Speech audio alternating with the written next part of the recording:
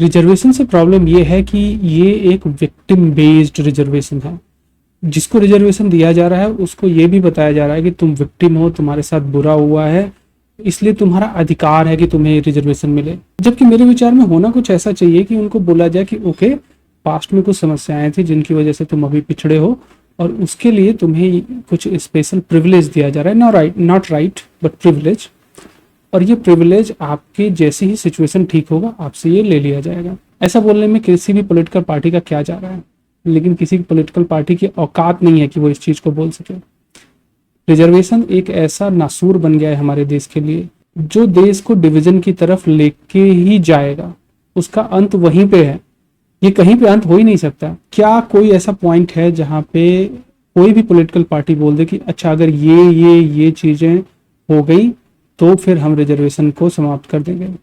क्योंकि अगर कोई भी सिस्टम स्टार्ट किया जा रहा है तो उसका एक एंड गेम होगा ना। अगर रिजर्वेशन डिस्क्रिमिनेशन के अगेंस्ट एक वॉर है तो कोई बताए कि उस वॉर का अंत कहाँ है, क्या हो जाएगा तो हम मान लेंगे कि ओके अब यहाँ पे युद्ध रुक जाना चाहिए।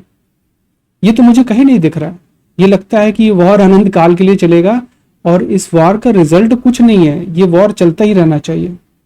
और इससे होगा क्या, हमारे देश बर्बादी की तरफ जाएगा, क्योंकि जो अच्छे टैलेंट हैं उनको यहाँ से भगा दिया जाएगा। और ये हो रहा है, बहुत तेजी से हो रहा है। बहुत सारे अच्छे टैलेंटेड लोग अब छोड़ के जा रहे हैं हमारे देश को। इस समस्या की गहराई को भी कोई समझने को तैयार नहीं है। अब इस समस्या का समाधान बस यही है कि लोग खुल के बातें करें कि यार अगर कुछ गलत हो रहा है तो उसको बोला जाए कि ओके ये गलत हो रहा है। भारत में क्या हो गया है कि भारत में बोला जा रहा है कि नहीं, रिजर्वेशन के नाम पे कुछ भी चलेगा, तुम्हें जो मन में आए करो। तुम्हारे 20 नंबर को हम 100 नंबर मानेंगे, तुम नेगेटिव में लाओगे उसको भी हम 100 नंबर मानेंगे। और फिर बोला जा रहा है कि आपको इक्वल ट्रीट किया जाएगा। गवर्नमेंट तो भाई सुपर इक्वल ट्रीट कर रही है, राइट। आपके कम नंबर आएंगे, आपका सिलेक्शन होगा, आपको प्रमोशन में भी रिजर्वेशन मिलेगा, परफॉर्मेंस गया तेल लेने। सोचिए, एक सरकार जो ये बोलती है, एक पार्टी जो ये बोलती है, एक सिस्टम जो ये बोलता है कि मेरिट जो है वो बकवास चीज है, उससे हम ये एक्सपेक्ट कर रहे हैं कि वो कल को जाके हमारे देश को विकसित कर दे। मेरिट तो बकवास चीज है।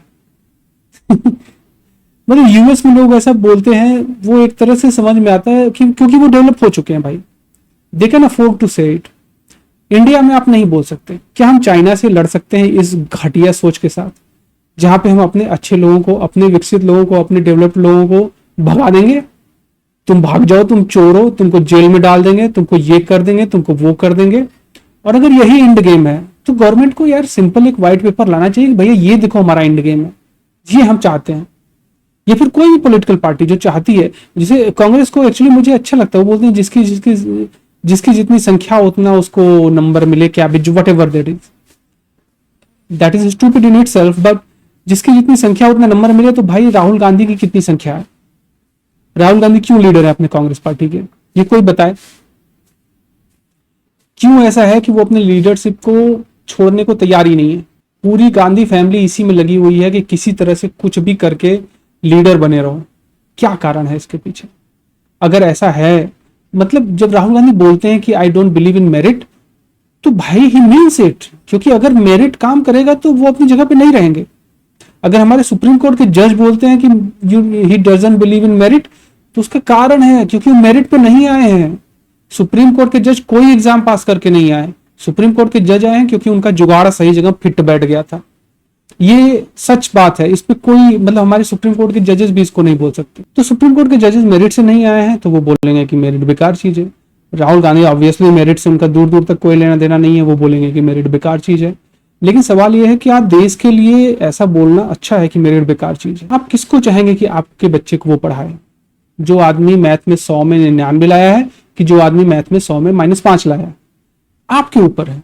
अगर आपको लगता है कि मेरिट बकवास चीज है तो आप निश्चित रूप से अपने बच्चे को -5 वाले के यहाँ भेजिए, आपको भेजना ही होगा।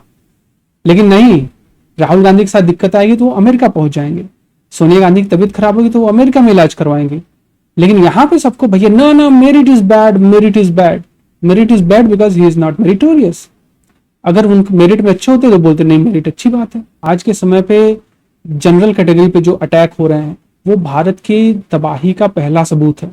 भारत 2047 तक विकसित क्या बकवास बनने वाला है। कारण बस यही होगा कि जो लोग मेरिट में आगे जा रहे हैं उनको जबरदस्ती ढकेल के पीछे किया जाएगा, और जो मेरिट में आगे नहीं है उनको जबरदस्ती आगे किया जाएगा।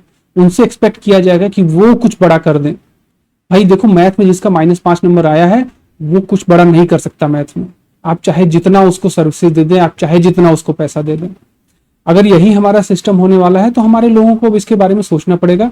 और मैं डिमांड करूंगा कि हमारी सरकार एक व्हाइट पेपर लाए और उसमें बोले कि भाई हमारा एंड गेम यही है कि हमें जनरल कैटेगरी वाले लोगों को बर्बाद करना है।